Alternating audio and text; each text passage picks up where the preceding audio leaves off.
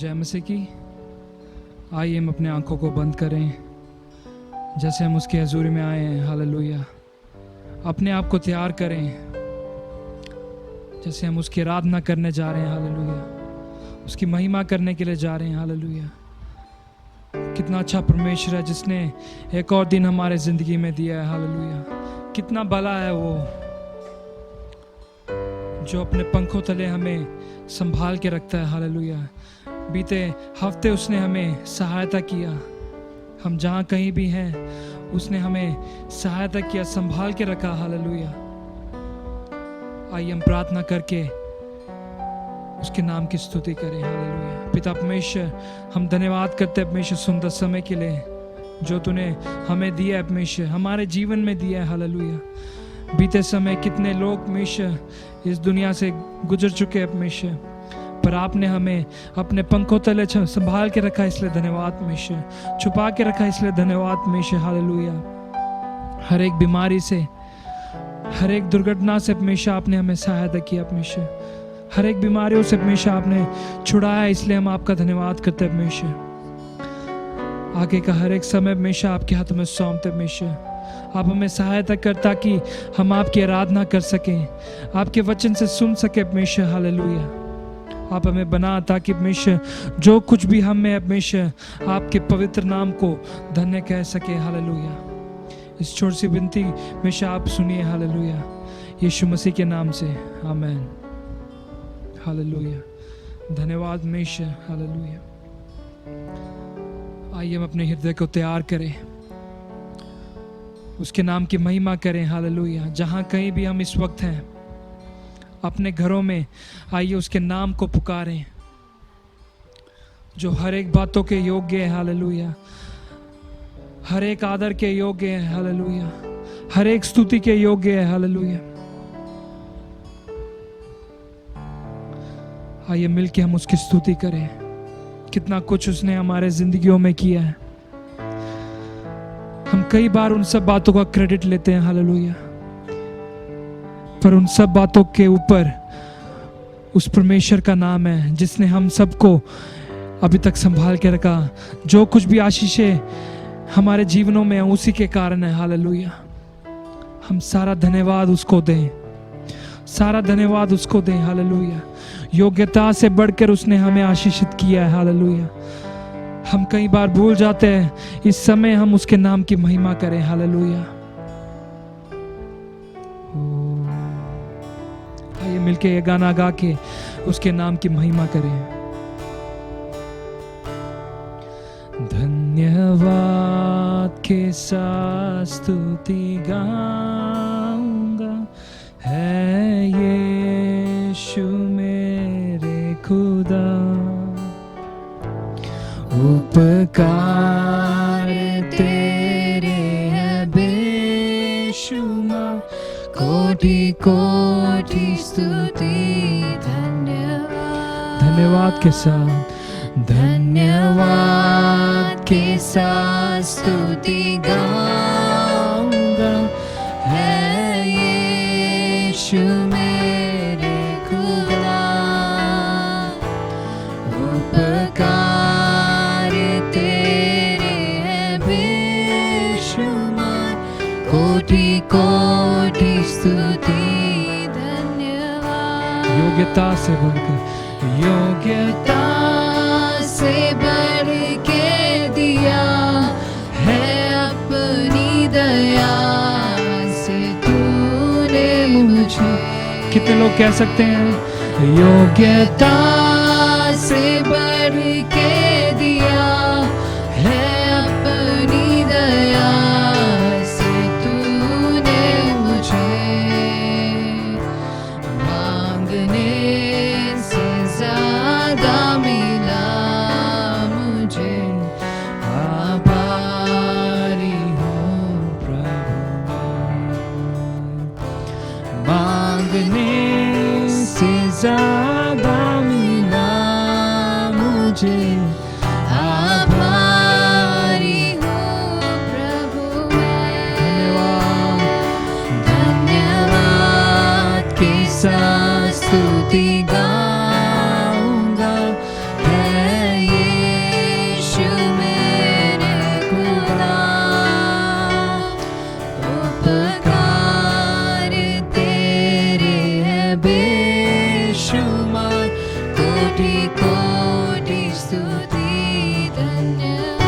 तू है सच्चा, तू है सच्चा जिंदा खुदा, है तुझ पर ही भरोसा मेरा। तू है सच्चा जिंदा खुदा, है तुझ पर ही भरोसा मेरा। सेवा पूरी करके पाऊंगी ना प्रभु ऐसा तो वरदान। सेवा पूरी करके पाऊंगी ना प्रभु ऐसा तो वरदान। धन्यवाद के साथ, धन्यवाद के साथ स्तुति गाऊंगा, है यीशु मेरे खुदा। उपकार तेरे हैं बेशुमार, कोटि कोटि स्तुति धन्यवाद। धन्यवाद के साथ स्तुति गाऊंगा, है यीशु मेरे खुदा। उपकार तेरे हैं बेशुमार, कोटि कोटि स्तुति धन्यवाद। कोटि कोटि कोटि कोटि स्तुति धन्यवाद। कोटि कोटि स्तुति धन्यवाद। हाँ परमेश्वर, तूने हमें योग्यता से बढ़ के परमेश्वर आशीषित किया। हालेलुया। जो कुछ भी हमारे जीवन में है परमेश्वर, उस सब का कारण परमेश्वर तू है। हालेलुया। उस सब बातों का कारण परमेश्वर तू है। हालेलुया। कोई और नहीं परमेश्वर। हालेलुया। बल्कि केवल तू ही है। हालेलुया। तू ही है योग्य परमेश्वर। जो हम श्वास जो ले रहे परमेश्वर, उसके योग्य परमेश्वर, उसके योग्य तू है परमेश्वर। हालेलुया। हम धन्यवाद करते हैं परमेश्वर। हालेलुया। जो जीवन तूने हमें दिया है परमेश्वर। हालेलुया। जो परिवार हमें तूने दिया है परमेश्वर, जो घर तूने हमें दिया। हालेलुया। जो कपड़े तूने हमें दिए परमेश्वर, उन सब बातों का धन्यवाद करते हैं परमेश्वर। उन सब के योग्य परमेश्वर केवल तू है। हालेलुया। धन्यवाद परमेश्वर। हालेलुया। सचमुच में परमेश्वर तू महान है। हालेलुया। हमारा परमेश्वर महान है। हालेलुया। वो यहोवा राफा है, वो यहोवा निसी है। हालेलुया। वो यहोवा शालोम है। हालेलुया। हमें कहीं और जाने की जरूरत नहीं है। हालेलुया। क्योंकि हमारा परमेश्वर सबसे महान है। हालेलुया। वो उसके लिए कुछ भी असंभव नहीं है। हालेलुया। और जब हम उसकी आराधना करते हैं, वो परमेश्वर खुश होता है। हालेलुया। वो आनंदित होता है। हालेलुया। और जब परमेश्वर आनंदित होता है, हालेलुया, वो हमारा दृढ़ गढ़ है। हालेलुया। जैसे उसका वचन कहता है, वो हमारा गढ़ है। हालेलुया। आइए हम ये गाना गा के उसके नाम की स्तुति करें। प्रभु का नाम मेरी खुशी है। हालेलुया। और जैसे हम ये गाते हैं, उसके नाम की स्तुति करें, अपने अपने घरों में उसके नाम की महिमा करें।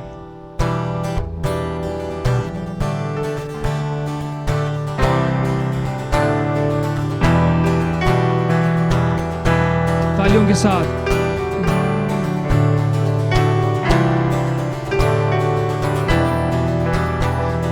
प्रभु का नाम मेरी खुशी है, आत्मा से स्तुति करूंगा। प्रभु का नाम मेरी खुशी है, आत्मा से स्तुति करूंगा। यहोवा ईरे, यहोवा ईरे, तू सब कुछ देता है। यहोवा ईरे, तू सब कुछ देता है। डरूंगा नहीं मैं, डरूंगा नहीं, डरूंगा नहीं मैं, डरूंगा नहीं। प्रभु का नाम मेरी खुशी है, आत्मा से स्तुति करूंगा। हमेशा प्रभु का नाम मेरी खुशी है, आत्मा से स्तुति करूंगा। यहोवा निसी, यहोवा निसी विजय देता है। यहोवा निसी विजय देता है। स्तुति करता हूँ मैं, स्तुति करता हूँ, मिलके स्तुति करता हूँ मैं, स्तुति करता हूँ। प्रभु का नाम मेरी खुशी है, आत्मा से स्तुति करूंगा। हमेशा प्रभु का नाम मेरी खुशी है, आत्मा से स्तुति करूंगा। यहोवा राफा, यहोवा राफा चंगाई देता है। यहोवा राफा चंगाई देता है। डरूंगा नहीं मैं, डरूंगा नहीं, हाँ डरूंगा नहीं, डरूंगा नहीं मैं, डरूंगा नहीं। प्रभु का नाम मेरी खुशी है, आत्मा से स्तुति करूंगा। प्रभु का नाम मेरी खुशी है, आत्मा से स्तुति करूंगा। यहोवा शालोम, यहोवा शालोम शांति देता है। यहोवा शालोम शांति देता है। स्तुति करता हूँ मैं, स्तुति करता हूँ, तेरी स्तुति करता हूँ मैं, स्तुति करता हूँ। प्रभु का नाम मेरी खुशी है, आत्मा से स्तुति करूंगा। प्रभु का नाम मेरी खुशी है, आत्मा से स्तुति करूंगा। यहोवा राफा, यहोवा राफा चंगाई देता है। विश्वास के साथ यहोवा राफा चंगाई देता है। एक और बार यहोवा राफा, यहोवा राफा चंगाई देता है।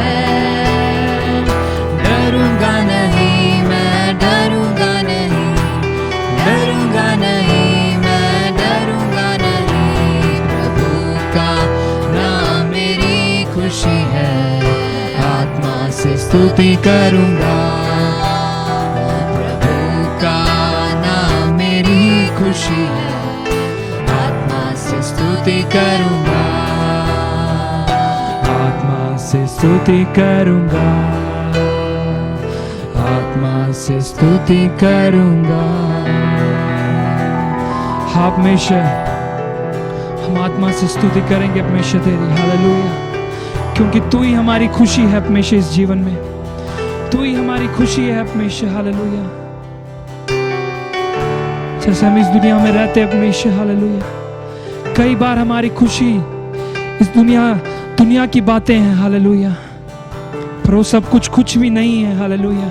उन सब से बढ़कर हमारी खुशी जो है वो परमेश्वर है, हालेलुया। उन सब बातों से बढ़कर हमारी खुशी वो परमेश्वर है, हालेलुया, जिसने हमें बनाया है, हालेलुया। केवल उसी की महिमा करने के लिए, केवल उसी में हमें खुशी मिलती है, हालेलुया, शांति मिलती है, चंगाई मिलती है, हालेलुया। विजय देने वाला परमेश्वर है वो सेनाओं का परमेश्वर है, हालेलुया। आइए हम कुछ देर उसके नाम की महिमा करें। हम जानते हैं कितना महान परमेश्वर है वो, हालेलुया, जो हर एक बातों को जानता है, हमारे जीवन की हर एक तकलीफ, हर एक मुश्किल, हालेलुया, वो जानने वाला परमेश्वर है, हालेलुया। कई बार, हालेलुया, हम गिर जाते हैं, वो परमेश्वर हमारे पीछे पीछे है, हालेलुया, हमारे दाएं बाएं आगे है, हालेलुया, हमें उठाने के लिए। विजय देने वाला परमेश्वर है, हालेलुया, कितना महान है, हालेलुया। धन्यवाद परमेश्वर, हम तेरे बिन कुछ भी नहीं है परमेश्वर। हालेलुया, हम केवल एक बुलबुले के समान है। हालेलुया, जो हवा के झोंके से परमेश्वर उड़ जाता है। हालेलुया, हम जानते हैं परमेश्वर हमारा जीवन तुझ में सुरक्षित है। हालेलुया, हम हर एक बातों का धन्यवाद करते हैं परमेश्वर। हालेलुया, तेरे जैसा कोई भी नहीं है परमेश्वर। हालेलुया, क्योंकि तूने हमें बनाया ताकि हम तेरी इबादत कर सके। हालेलुया, किसी और की नहीं, केवल तेरी इबादत कर सके। हालेलुया,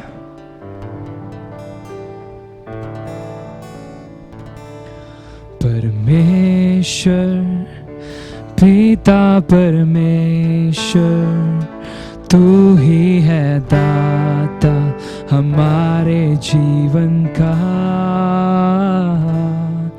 जीवन से भी है उत्तम तेरी करुणा सदा हम पर। परमेश्वर पिता परमेश्वर, तू ही है दाता हमारे जीवन का। जीवन से भी है उत्तम तेरी करुणा सदा हम पर। बंजर जमीन से तू गाता है फसल, सूखी नदी से तू बहाता प्रेम। हाँ, बंजर जमीन से तू गाता है फसल, सूखी नदी से तू बहाता प्रेम जल। ये आसमान और ये जमीन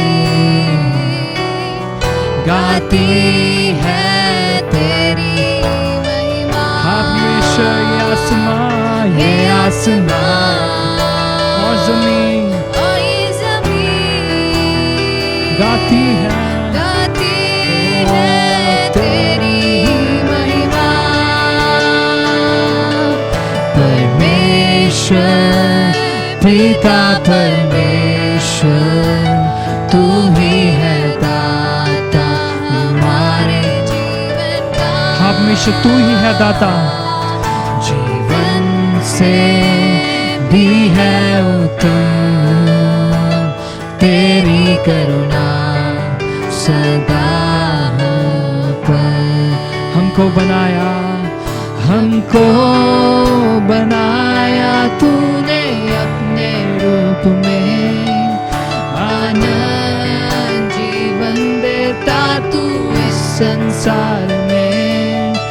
हमको बनाया तूने अपने रूप में, आनंद जीवन देता तू इस संसार में। ये जिंदगी तेरी सदा हमेशा गाती है तेरी महिमा। ये जिंदगी तेरी सदा गाती है तेरी महिमा। परमेश्वर पिता परमेश्वर, तू ही है दाता हमारे जीवन का। जीवन से भी है उत्तम तेरी करुणा सदा हम पर।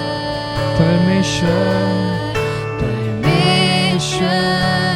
पिता परमेश्वर, तू ही है दाता हमारे जीवन का। जीवन से भी है उत्तम तेरी करुणा सदा हम पर। परमेश्वर पिता परमेश्वर, तू ही है दाता हमारे जीवन का, जीवन से भी है उत्तम तेरी करुणा सदा पर। परमेश्वर तेरी आराधना करते हैं परमेश्वर, परमेश्वर तेरी करुणा है परमेश्वर,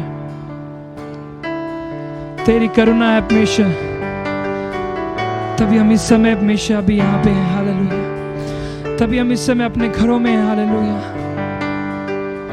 तेरे करुणा के बिना हम कुछ भी नहीं है परमेश्वर। हालेलुया, जैसे एक पिता अपने बच्चे पे करुणा दिखाता है, वैसे ही परमेश्वर तू हम पर करुणा रखता है। हालेलुया, धन्यवाद परमेश्वर। हम कभी भी भूले ना परमेश्वर तेरी आराधना करने के लिए, तेरी स्तुति करने के लिए परमेश्वर, क्योंकि ये जीवन तूने हमें इसलिए दिया है परमेश्वर। हालेलुया, ताकि हम तेरे नाम को पुकार सके। हालेलुया, तेरे नाम को पुकार सके। हालेलुया, चाहे जो कोई परिस्थिति में हम जा रहे हो, चाहे जितना सूखापन हमारे जिंदगी में हो, हम जानते हैं तो वो परमेश्वर है जो हर एक सूखापन को हटा सकता है, जो बंजर को हटा सकता है। हालेलुया, हम धन्यवाद करते हैं परमेश्वर इस समय के लिए। तू हमें बना ताकि हम तेरी आराधना कर सके, तेरी इबादत कर सके परमेश्वर। हालेलुया, तेरे आशीष को हम याद कर सके परमेश्वर। हालेलुया, जैसे दाऊद कहता है उसके उपकारों को कभी ना भूलें, वैसे ही हम हर समय हर पल तेरी महिमा कर सके परमेश्वर। आपने इस समय परमेश्वर जो दिया है इसके लिए धन्यवाद परमेश्वर, तेरे हजूरी के लिए धन्यवाद परमेश्वर। हालेलुया, आगे का हर एक सब परमेश्वर आपके हाथों में सौंपते परमेश्वर। आप हमें सहायता कर आपकी महिमा करने के लिए, सारा आदर और महिमा आपके हाथों में सौंपते हैं, आपको देते परमेश्वर। हालेलुया, क्योंकि तू ही है योग्य परमेश्वर आराधना के, स्तुति के, महिमा के। हालेलुया, हमारे जीवन में होने वाले हर एक बातों के योग्य केवल तू ही है। हालेलुया, इस छोटी सी प्रार्थना सुनने से धन्यवाद, यीशु मसीह के नाम से, आमीन। धन्यवाद परमेश्वर। If you believe, you will receive whatever you will ask in prayer. Matthew chapter 21 verses 22. Tell you, whenever you refuse to help these least important ones, you refuse to help me. Matthew chapter 25 verses 45. What therefore? For you know neither the day nor the hour in which the Son of Man is coming. Matthew 25:13. Matthew chapter 28 verse 18. Then Jesus came to them. He said, all authority in heaven and on earth has been given to me. Matthew chapter 28 verse 18. Matthew chapter 28 verses 19 and 20. Jesus said to them, make disciples of all nations, baptize them in the name of the Father, the Son, and the Holy Spirit. Teach them what I have commanded you, and you will be sure that I am always with you. The Son of Man will come again in His great glory. His angels will come with Him. He will be king. He will sit on His great throne. Matthew 25 verse 31. Praise the Lord. सबको जय मसीह की। आज एक और बार परमेश्वर का वचन लेकर आप लोगों के पास आने का मौका प्रभु ने दिया। मैं परमेश्वर का धन्यवाद करती हूँ। आज के अंग्रेजी भाषा में परमेश्वर के दास के द्वारा जो संदेश दिया गया वही संदेश को आज मैं आपके सामने हिंदी में देना चाहती हूँ। वचन में जाने से पहले एक बात याद दिलाना चाहती हूँ कि आने वाले महीने, अक्टूबर महीने से हम जो ऑनलाइन के ज़रिए जो आराधना सभा करते हैं, इस प्रकार यूट्यूब में, ऐसे नहीं होगा। अगले महीने अक्टूबर महीने से हम जूम में आराधना सभा करेंगे। तो यदि आप हमारे साथ जूम मीटिंग में जुड़ना चाहते हैं इतवार को, रविवार के दिन, तो आप हमें हमारे व्हाट्सएप नंबर पे संपर्क कर सकते हैं। आए हम वचन की ओर बढ़ते हैं और आज के वचन के लिए, आज के मनन के लिए हम ध्यान देंगे मत्ती रचित सुसमाचार, उसके 6 अध्याय के 9 आयत से लेके 13वें आयत तक। मत्ती रचित सुसमाचार 6 अध्याय के 9 से 13 तक। यहाँ पर हम देखते हैं कि ये जो आयतों में हम पढ़ते हैं, ये है द लॉर्ड्स प्रेयर, माने कि परमेश्वर का, प्रभु की जो प्रार्थना है, प्रभु ने अपने चेलों को जो प्रार्थना करना सिखाया, उस प्रार्थना के बारे में हम यहाँ पढ़ते हैं। तो इन आयतों में से, इन प्रार्थना से आप लोगों ने अनेक बार अनेक संदेश सुना होगा।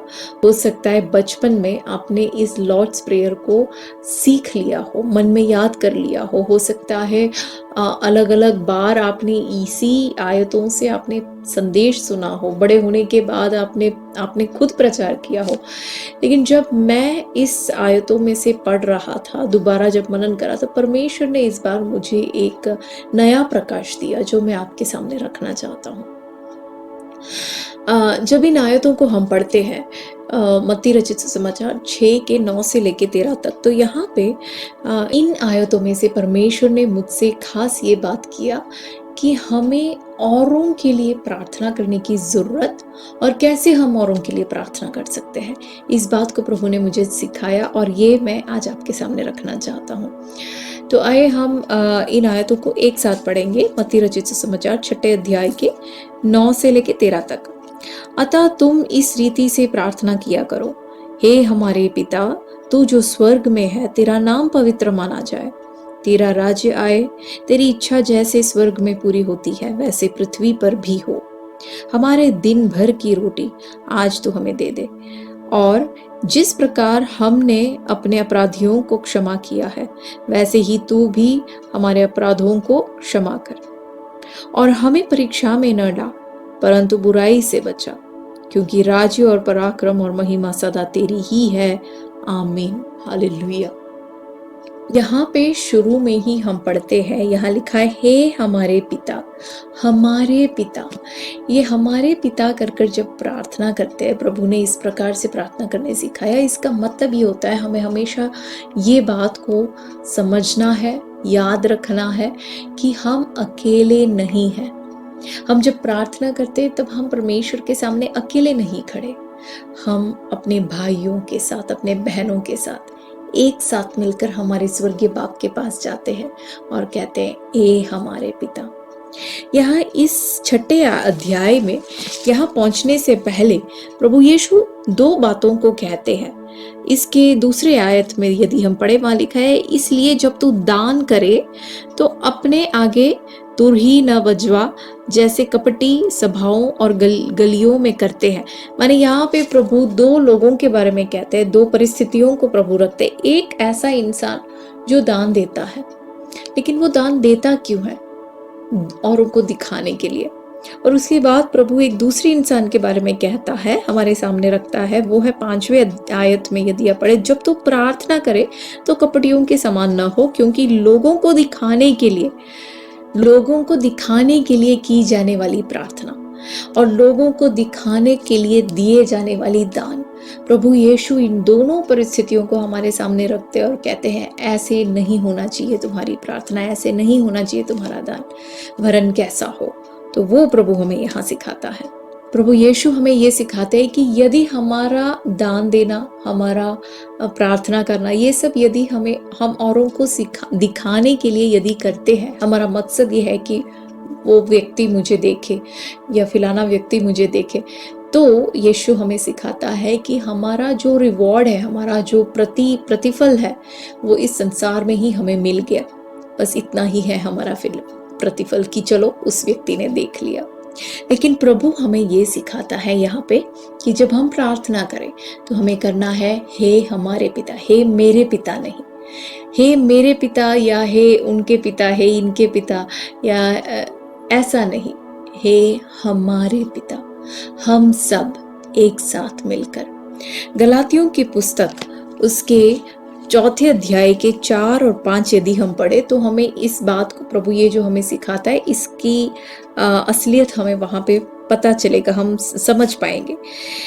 गलातियों 4 का 4 और 5 यहाँ पे ऐसे लिखा है, परंतु जब समय पूरा हुआ तो परमेश्वर ने अपने पुत्र को भेजा जो स्त्री से जन्मा और व्यवस्था के अधीन उत्पन्न हुआ, ताकि व्यवस्था के अधीनों को मोल लेकर छुड़ा ले और हमें और हमको ले पालक होने का पद मिले।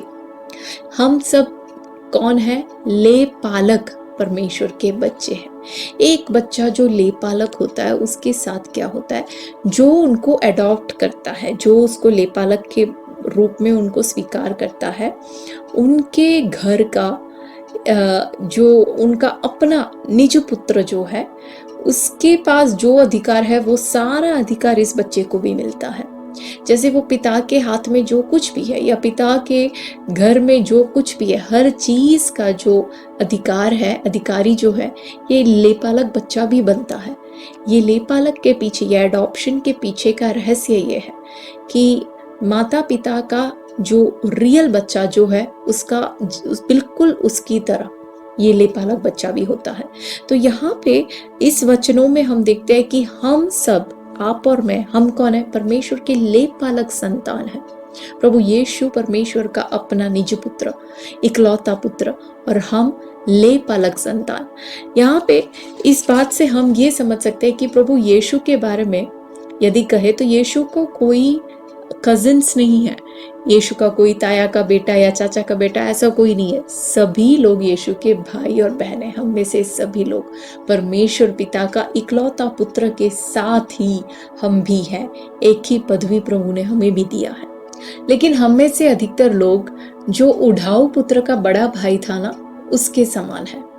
उढ़ाऊ पुत्र के बड़े जो भाई है उसके साथ क्या होता है? जब उढ़ाऊ पुत्र वापस अपने घर आता है तो ये जो बड़ा बेटा है उस बाप का, वो गुस्सा करता है, उसको अच्छा नहीं लगता। वो अपने बाप से पूछता है कि मैंने ये सब आपके लिए किया, आपने मेरे लिए क्या किया? और ये जो आपका बेटा है इसने जाके सब कुछ नाश करके ये आया है, तो आप उसके लिए इतना बड़ा पार्टी कर रहे हो, आप इतनी खुशियां मना रहे हो। तो वो अपने भाई से नफरत करने लगता है।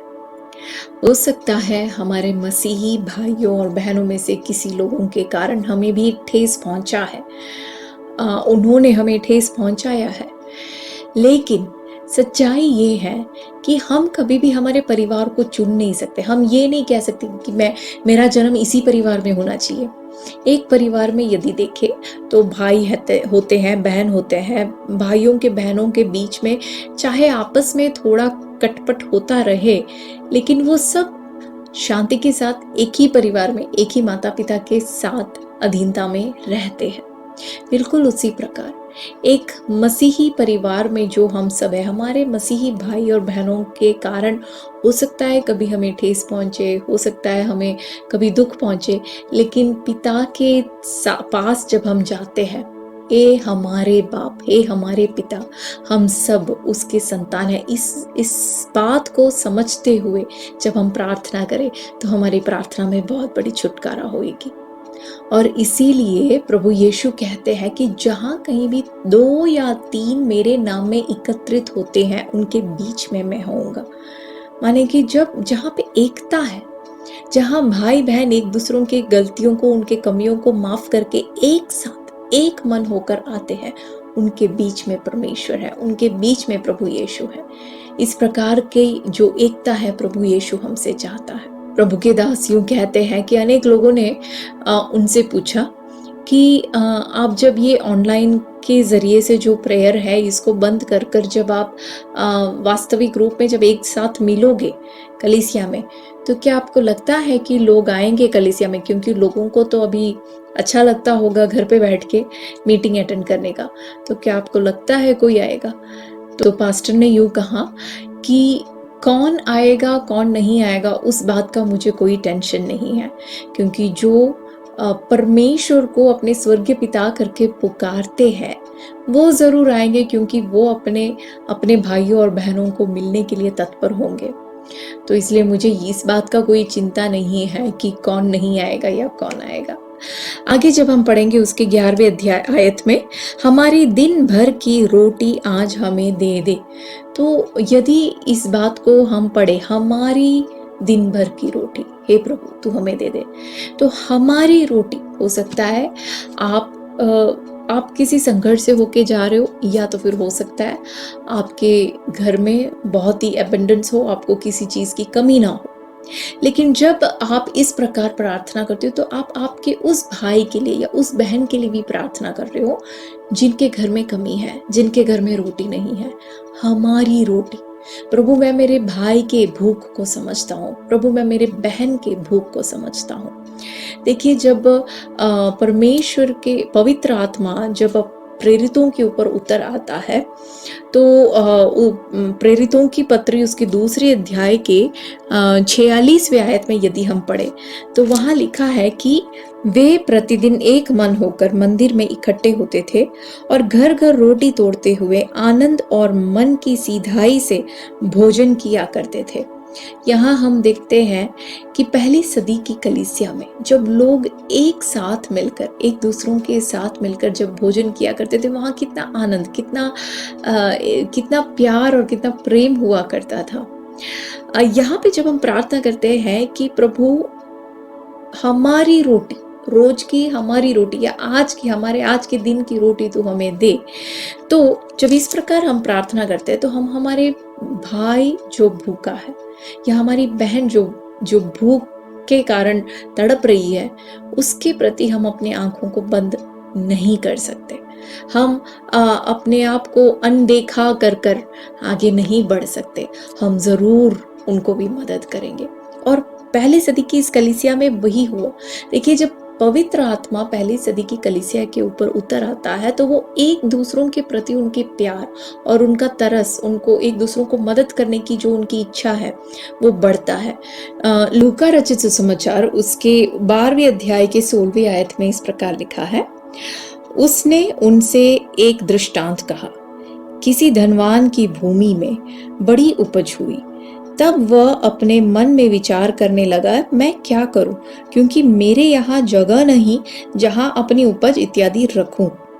और उसने कहा, मैं यह करूंगा, मैं अपनी बखारियां तोड़कर उनसे बड़ी बनाऊंगा और वहां अपना सब अन्न और संपत्ति रखूंगा। ये अपने लिए एकत्रित करता है, इसके पास बहुत कुछ है और भी अपने लिए इकट्ठा करता रहता है।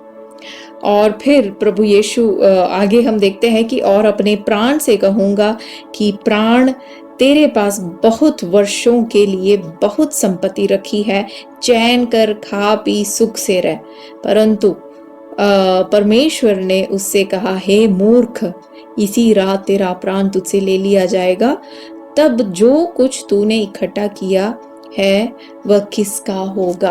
देखिए, यहाँ पे प्रभु यीशु एक ऐसे व्यक्ति के बारे में हमें सिखाता है जो सिर्फ अपने बारे में सोचता है, जो अपने और किसी भाई बहनों के बारे में सोचता नहीं है। इसके पास संपत्ति है और जब उसको और मिलता है तो वो और भी अपने लिए ही इकट्ठा करता है। देखिए, हमें संपत्ति देने वाला कौन है? हमारा परमेश्वर है। परमेश्वर, हम ये कभी भी हम ये नहीं कहेंगे कि संपत्ति अपने लिए इकट्ठा करना या अपने लिए सेविंग्स करना गलत है। नहीं, पास्टर हमेशा कलीसिया में सिखाते आए हैं अभी तक कि सबसे पहले जब आपका तनख्वाह मिलता है तो सबसे पहले आपको क्या करना है, उसमें से 10वां अंश जो है वो परमेश्वर के लिए अलग करके रखना है। वो आपका है नहीं, वो कभी आपका था नहीं, परमेश्वर ने आपको दिया है, वो आपको परमेश्वर के लिए अलग करके रखना है क्योंकि वो परमेश्वर का है। और उसके बाद एक और 10वां हिस्सा लेकर आपने अलग करना है, वो आपको अपना सेविंग्स के रूप में अपने आप के लिए जो आपके बैंक में या जहाँ भी आप सेव करते हो, इस प्रकार से आपको सेव करके रखना है। ये पास्टर पहले से सिखाए आते हैं फाइनेंस के बारे में कि ये इसमें कोई गलती नहीं है, अपने लिए सेव करना हमें सीखना है। लेकिन अपने भाई और अपने बहन के दर्द को देखे बिना नहीं, सिर्फ अपने लिए सोचते हुए जीना मसीही के लिए सही नहीं है। देखिए, निर्गमन के पुस्तक 16वें अध्याय में यदि हम पढ़े, वहां पे परमेश्वर इजरायलियों को मन्ना देता है और उस वक्त परमेश्वर मूसा के द्वारा इनको कहता है कि तुम्हें प्रतिदिन का मन्ना इकट्ठा करना है, अगले दिन के लिए इकट्ठा नहीं करना। और ये क्या करते हैं, कुछ लोग, मूसा इनको समझाता है, उसके बावजूद इनमें से कुछ लोग जब मन्ना गिरता है, जब वो उठाते हैं तो अगले दिन के लिए भी कुछ लोग बटोरने लगते हैं। लेकिन जब वो ऐसे करते हैं तो क्या होता है, जो मन्ना उन्होंने बटोर कर अपने के लिए कल के लिए जो इकट्ठा कर कर रखा, उसमें दूसरे दिन तक उसमें से बदबू आने लगती है, वो सड़ जाता है, उसके अंदर कीड़े आते हैं। तब मूसा उन पर क्रोधित होता है। फिर से एक और बार परमेश्वर उनसे कहता है कि जो सबत का दिन है, सबत के दिन आने से पहले ही आप क्या करना, सबत के दिन के लिए इकट्ठे करके रखना, क्योंकि सबत के दिन मैं मन्ना नहीं बरसाऊंगा, सबत के दिन तुम्हें काम नहीं करना है, परमेश्वर के साथ आराम करना है। ये प्रभु का आज्ञा था। और ये लोग क्या करते हैं, सबत के दिन के लिए इकट्ठा करते हैं, लेकिन सबत के दिन भी वो ढूंढने जाते हैं क्या आज मन्ना गिरा है कि नहीं, जबकि परमेश्वर ने कहा था कि मैं मन्ना नहीं बरसाऊंगा। और वो देखकर दोबारा मूसा क्रोधित होता है। हमारी जरूरतों को परमेश्वर पूरा करता है, हमें परमेश्वर पे भरोसा होना चाहिए। यदि परमेश्वर आपसे कहता है कि आपको इकट्ठा नहीं करना, किसी को देना है, तो हमें देने सीखना चाहिए। उस टाइम पे हमें इकट्ठा नहीं करना चाहिए। यदि प्रभु आपसे कहता है कि अभी तुम्हें देना नहीं है, तुम्हें अपने लिए इकट्ठा करना है, तो उस वक्त यदि आपको देना, आप औरों को देने लगोगे तो वो गलत है, क्योंकि प्रभु ने आपसे वो नहीं कहा। कई बार प्रभु आपसे कहेगा कि आपको आज के दिन नौकरी नहीं करना है, आज के दिन आपको धन कमाने के लिए नहीं जाना है, ये सबत का दिन है, ये परमेश्वर को आराधना करने का दिन है। लेकिन उसके बावजूद यदि आप जानबूझकर, यदि आपके पास ऑप्शन है, फिर भी यदि आप धन कमाने के लिए जाते हो, तो वो भी गलत है। यहाँ हम पढ़ते हैं, हमारी दिन भर की रोटी आज हमें दे दे, हमारी दिन भर की रोटी आज हमें दे दे। यहाँ पे दो बात है, दो तरह की रोटी, एक शारीरिक बल के लिए जो शारीरिक रोटी है वो, और दूसरा आत्मिक। अभी तक जो हम बात कर रहे थे, धन कमाना, धन इकट्ठा करना, ये सब शारीरिक रोटी की बात हुई, लेकिन एक आत्मिक रोटी की भी बात यहाँ पे हो रही है। और यहाँ पे भी, उसमें भी बात यह है कि हमारी रोटी तो हमें दे। तो हम एक दूसरों को मदद करते हैं आत्मिक रोटी के रूप में भी, बातों में भी। देखिए, कई बार हम सोचते हैं कि आत्मिक बातें सिर्फ पास्टर की रिस्पॉन्सिबिलिटी है, कि पास्टर की जिम्मेदारी है कि आत्मिक बातें हमें सिखाना। नहीं, वो बिल्कुल गलत है। क्योंकि देखिए, हमारे कलीसिया में बुधवार के दिन और वीरवार के दिन बाइबल स्टडी है, और इन दोनों दिनों में बाइबल स्टडी में पास्टर क्लास नहीं लेते, विश्वासी लेते हैं। और कई बार जो नए नए विश्वासी हैं, या ऐसे लोग जो जिनमें से हमें कभी उम्मीद नहीं है कि वो एक अच्छा क्लास लेंगे, जब उनका क्लास जब हम सुनते हैं तो हमें हमारा आत्मिक रोटी मिल जाता है। कई बार हमें ऐसे हुआ है कि कितना अच्छा वचन से सिखाया, कितनी अच्छी रीति से इन्होंने सिखाया, वो हमारे लिए, हमारे आत्मिक भूख को मिटाने के लिए एक बहुत ही अच्छी रोटी के रूप में हमें वो मिलता है। तो इसलिए हमें आत्मिक रोटी में भी हमें एक दूसरों को मदद करना सीखना है। अब जब हम उसके 12वें आयत में पढ़ते हैं आगे, तो वहां लिखा है, और जिस प्रकार हमने अपने अपराधियों को क्षमा किया है, वैसे ही तू भी हमारे अपराधों को क्षमा कर। जिस प्रकार हम अपने अपराधियों को क्षमा किया है, वैसे ही तू भी हमारे अपराधों को क्षमा कर। इस आयत में जो शब्द जो यहाँ पे इस्तेमाल किया गया है, अपराधियों को क्षमा करना या हमारे अपराध, तो वचन को सिखाने वाले लोग यूं कहते हैं कि मूल भाषा में जो यहाँ पे जो अपराध है, अपराध यहाँ लिखा गया है, अंग्रेजी बाइबल में जो अर्थ है वो है कर्ज। जैसे हम हमारे प्रति जो कर्जदार है उनको जैसे हम माफ कर देते हैं, वैसे तू भी हमारे कर्ज को माफ कर। तो यहाँ पे जो कर्ज का जो मूल शब्द इस्तेमाल किया है, उसका मतलब ये होता है कि एक ऐसा कर्ज, जो ऐसा एक कर्ज जो एक व्यक्ति कभी नहीं मिटा सकता, वो यहाँ पे इस्तेमाल किया है दोनों जगहों पे भी। तो वो क्या है, ऐसा कौन सा कर्ज है हमारा जो हम कभी चुका नहीं सकते? वो है हमारे पाप का कर्ज। देखिए, अधिकतर ऐसे लोग जो अपने अपराधियों को माफ नहीं कर सकते या जो औरों को माफ नहीं कर सकते, वो अपने जीवन में भी माफी को परमेश्वर से स्वीकार करना उनके लिए मुश्किल हो जाता है। औरों से भी स्वीकार करना उनके लिए बहुत कठिन हो जाता है। यहाँ पे लिखा है कि हमारे अपराधों को, हम कई बार व्यक्तिगत रूप में पाप के बारे में बात करते हैं कि व्यक्तिगत रूप में पाप से माफी, लेकिन जो एक सामूहिक रूप में भी हम पाप करते हैं, सामूहिक रूप में भी हमें पाप को क्षमा करना जरूरी है। एक परिवार होते हुए, एक कलीसिया होते हुए, एक देश होते हुए, एक राज्य होते हुए, मैं ऐसे बहुत ही परिवारों को जानते हैं हम जो और लोगों से कभी बात नहीं करते। ऐसे विश्वासियों को जानते हैं जो आपस में एक दूसरों से बिल्कुल बात नहीं करते, जो अपने भाइयों को, एक ही परिवार के 2 बच्चों को जानते हैं, जो भाई है, जो बहन है, वो एक दूसरों से बात ही नहीं करते, लेकिन सारे मसीही हैं, वो एक दूसरों को क्षमा नहीं कर पाते। ऐसे कलीसियाओं को जानता हूँ जो एक कलीसिया के विश्वासी दूसरे कलीसिया के विश्वासी ये आपस में बात ही नहीं करेंगे, ये आपस में इनका कोई इंटरेक्शन नहीं है। हम अनेक ऐसे देशों के बारे में हमें पता है जो सदियों से, जो इतने सालों से उनके बीच में हमेशा लड़ाई, हमेशा युद्ध है, माफ नहीं कर पाते। हमें एक समूह के रूप में माफ करना सीखना चाहिए।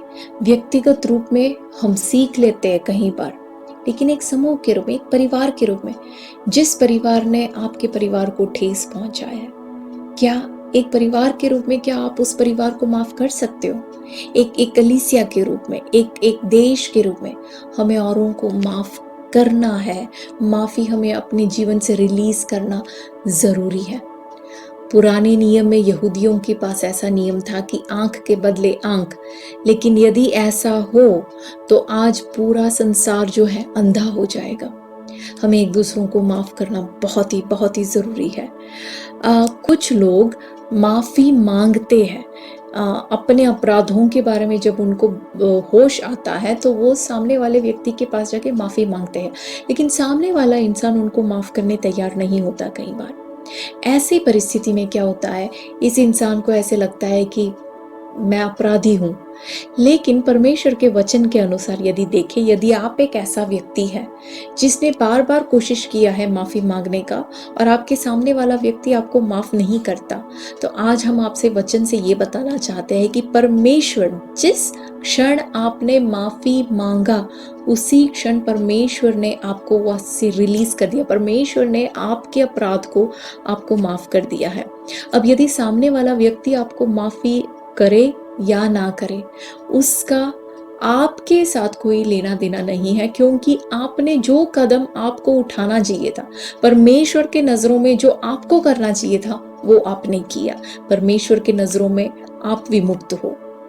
अब हम जब आगे पढ़ते हैं, वहां लिखा है, और हमें परीक्षा में न ला परंतु बुराई से बचा। तू हमें परीक्षा में न ला परंतु बुराई से बचा। हमारे साथ क्या होता है कि हम अधिकतर जो पाप हम नहीं करते, वो पाप यदि और कोई करता है तो हम उसके यूपर उंगली उठाने में बड़े माहिर रहते हैं। जल्दी से हम कहते हैं देखो उसने पाप किया, वो ऐसा पाप करता है, वैसा पाप करता है, क्योंकि वो पाप हम नहीं करते। पास्टर यूँ कह रहे थे कि जो शराब का जो स्मेल है वो पास्टर बिल्कुल बर्दाश्त नहीं कर सकते। तो एक बार ऐसे हुआ, किसी के घर गए तो उस घर के अंदर से शराब का स्मेल बहुत आ रहा था, तो वो वहाँ रुक नहीं पाए। उनको बड़ा गुस्सा आया कि इसके अंदर ये शराब पीता है। तो फिर वो उनके साथ जो साथी थे उनसे कहा कि आप लोग इनसे बात करो, मुझे नहीं बात करना। और वो उस घर से निकल के वापस गाड़ी के अंदर जाके बैठ गए। अब जब वो गाड़ी में बैठे थे उस वक्त परमेश्वर ने उनसे बात किया। परमेश्वर ने उनसे पूछा कि वो शराब की स्मेल से तू इधर खड़ा है, तू उसके ऊपर उंगली उठा रहा है, जबकि मैंने तेरे पाप तुझे माफ किए। तब उनको इस बात का एहसास हुआ कि हमें एक साथ मिलकर, हमें उसका पाप अलग है, मेरा पाप अलग है, लेकिन परमेश्वर के नजरों में सभी पाप एक है। हे प्रभु, हमारे पाप से तू हमें माफ कर, हमारे गलतियों को प्रभु तू हमें माफ कर, एक दूसरों के ऊपर उंगली उठाने के लिए नहीं। और जब इस प्रकार हम प्रार्थना करते हैं तो हम एक दूसरों को परीक्षाओं से बचाने का काम करते हैं। परमेश्वर के वचन में लिखा है कि एक दूसरों के साथ अपने पाप को अंगीकार करे और माफी मांगे, लेकिन अधिकतर ऐसे होता नहीं है। विश्वासी लोग जो है वो एक दूसरों, मसीही भाई बहन एक दूसरों के सामने अपने पाप को कबूल नहीं करते। क्यों? उसका मुख्य कारण ये है कि उन्हें डर लगता है कि यदि मैं अपने पाप के बारे में, मैं अपने जीवन में जो परीक्षाएं आते हैं उसके बारे में यदि इनको बताऊं तो ये मेरे सामने उंगली उठाएंगे, ये मुझे दोषी ठहराएंगे, ये मुझे समझेंगे नहीं। यदि हम किसी और को दोषी ठहराते हैं, यदि हम उनके पाप के ऊपर हम उंगली उठाते हैं, तो हम अपने आप को परमेश्वर के उस स्थान में खड़ा करते हैं और दूसरों के सामने उंगली उठाते हैं, जबकि परमेश्वर ने हमें एक ऐसा परमिशन दिया नहीं है। देखिए, प्रकाशित वाक्य के पुस्तक में हम पढ़ते हैं कि जो परमेश्वर के सिंहासन के सामने जो विजयी लोग खड़े हैं, उनके विजय के कारण स्वर्ग में आनंद है। हम एक दूसरों को विजयी होने में मदद कर सकते हैं, अपने परीक्षाओं में, अपने जीवन में जो पाप के ऊपर विजयी होने में। मैं अपने बहन को, अपने भाई को, वो मुझे, इस प्रकार हम एक दूसरों के लिए जब प्रार्थना करते हैं कि हे प्रभु हमें परीक्षाओं से बचा, एक दूसरों को जब मदद करते हैं, उनकी परीक्षाओं को समझकर उनको उठाने में, एक दूसरों को उठाने में मदद करते हैं, तो हम सब एक दूसरों को विजयी होने में मदद करेंगे।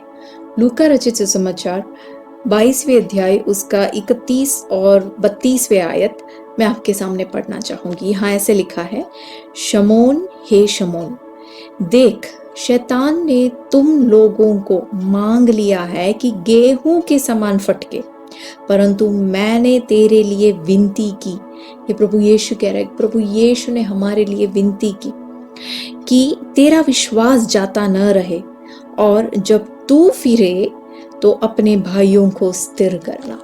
प्रभु हमसे ये चाहता है कि जब हम परीक्षाओं से बचे तो हम अपने भाइयों को, अपने बहनों को विश्वास में स्थिर करें, उनको परीक्षाओं में गिरने से हम बचाएं, हम उनको मदद करें, हम उनको सपोर्ट करें, उनको दोषी ना ठहराए।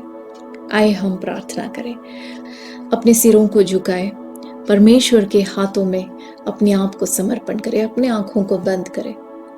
प्रभु आज के वचन के लिए धन्यवाद परमेश्वर, धन्यवाद करते प्रभु कि तूने हमसे बात किया। अपने आप को परमेश्वर के हाथों में समर्पण करते हुए हम प्रभु से कहेंगे कि प्रभु अपने भाइयों को, अपने बहनों को समझते हुए, उनके कमी घटियों को ऊपर उंगली उठाने के लिए नहीं, लेकिन एक दूसरों को मदद करते हुए प्रभु आगे बढ़ने के लिए तो हमें सहायता कर। इस प्रकार की प्रार्थना हम सब एक साथ मिलकर करें।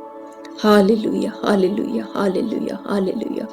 धन्यवाद, धन्यवाद, धन्यवाद पिता परमेश्वर, आज के सुंदर वचन के लिए हम आपका धन्यवाद करते, धन्यवाद करते पिता कि तूने हमसे वचन से बात किया। परमेश्वर प्रभु, हम तेरे संतान है परमेश्वर, हम तेरे लेपालक बच्चे हैं प्रभु यीशु। हालेलुया, बिल्कुल आपके सम्मान परमेश्वर पिता परमेश्वर के हाथों में हम भी हैं, इसलिए हम आपका धन्यवाद करते प्रभु यीशु। आपके कुर्बानी के लिए हम आपका धन्यवाद करते हैं। हालेलुया प्रभु, हम एक साथ मिलकर एक दूसरों के जरूरतों को समझते हुए, एक दूसरों के कमियों को समझते हुए, कभी प्रभु ऐसा ना होए कि हम हमारे भाइयों और बहनों की जरूरतों को अनदेखा कर कर हम जिए परमेश्वर। उनकी जरूरतों को समझकर हम उनको मदद कर पाए परमेश्वर। हालेलुया प्रभु, हम आपसे मांगते हैं कि उनकी भौतिक और आत्मिक भूख को हम एक दूसरों को मदद कर पाए परमेश्वर। हम एक साथ मिलकर जो माफ़ी करना है परमेश्वर, जो हमारे खिलाफ जो अपराध जो जिन्होंने भी किया उनको हम माफ़ कर पाए परमेश्वर। एक कलीसिया के रूप में, परिवार के रूप में हम माफ़ कर पाए, एक देश के रूप में प्रभु, हमारे देश भी परमेश्वर हम माफ़ी को रिलीज़ कर पाए परमेश्वर। Hallelujah hallelujah.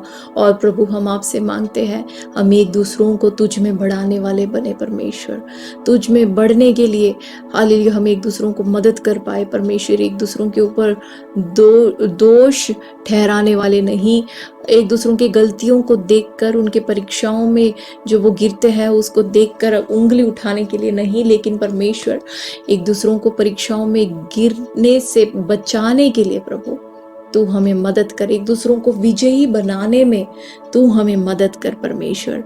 एक ऐसा प्रेम और एक एकता से परमेश्वर तू हमें आशीषित कर। धन्यवाद धन्यवाद धन्यवाद कि तूने हमारी प्रार्थना सुना प्रभु, यीशु के नाम में हम मांगते हैं, आमीन।